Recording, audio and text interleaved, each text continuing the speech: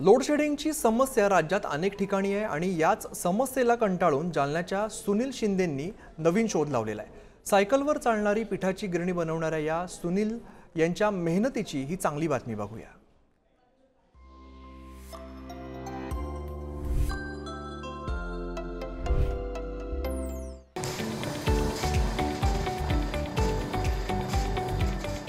प्रयत्ने वाळूचे कण रगडिता तेलही गळे असं आपल्याकडे अगदी सहज म्हटलं जातं आणि हीच म्हण आपल्या कल्पक बुद्धीने खरी ठरवली आहे ती जालन्याच्या केवळ 8वी पर्यंत शिकलेल्या सुनील शिंदे यांनी।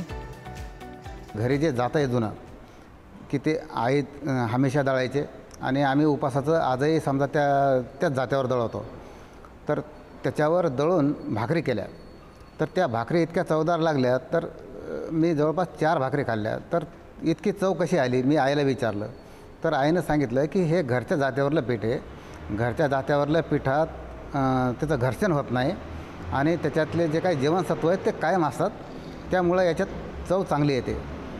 तर मी असा विचार केला की अरे भाऊ हे खायला मिळायला पाहिजे आणि याच्यात काहीतरी थोडीफार सुधारणा व्हायला पाहिजे। चक्क सायकलवर चालणारी पिठाची गिरणी हा आता चर्चेचा विषय झालाय। गावात असलेल्या विजेच्या नेहमीच्या समस्येला कंटाळून ही गिरणी तयार केली आहे। विशेष म्हणजे या गिरणीमधून तयार होणारं पीठ हे नैसर्गिक पद्धतीनं जात्यावर तयार होणाऱ्या पिठाप्रमाणेच आहे। परिणामी धान्यातील जीवनसत्व सुद्धा नष्ट होत नाहीत आणि सायकलचं पॅडल मारावं लागत असल्यामुळे शारीरिक व्यायाम होतो तो वेगळाच।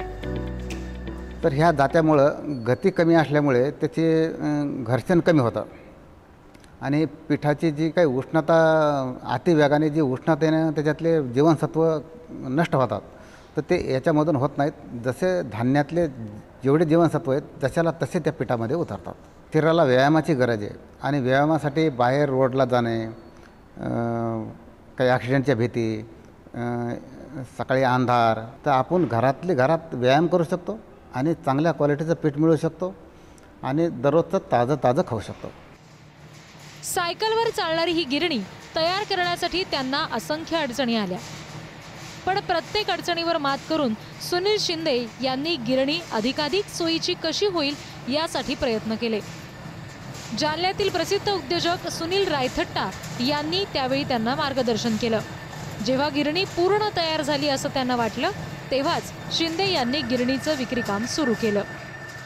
याच्यासाठी दगड आपण तर स्वतः मुद्दाम जातो, एक तर ते दर्ग्यावर दगडाची चांगली खूप पुराणी खाण आहे आणि ती जात्यासाठी आणि पाट्यावरण्यासाठी खूप प्रसिद्ध आहे। तिथं जाऊन दगडाच्या अगोदर पाहणी करून तो कणकर आहे का, त्या खाण्यातून कसा निघालेला आहे, त्याचा खपरा निघतो आहे का पीठ निघतं आहे, हे सर्व तपासून नंतर त्यांना ऑर्डर देतो की हे आता आम्हाला जाते बनवून द्या। पण किमान 20 वर्षे ह्या दगडाला काही होणार नाही अशी मला शाश्वती आहे।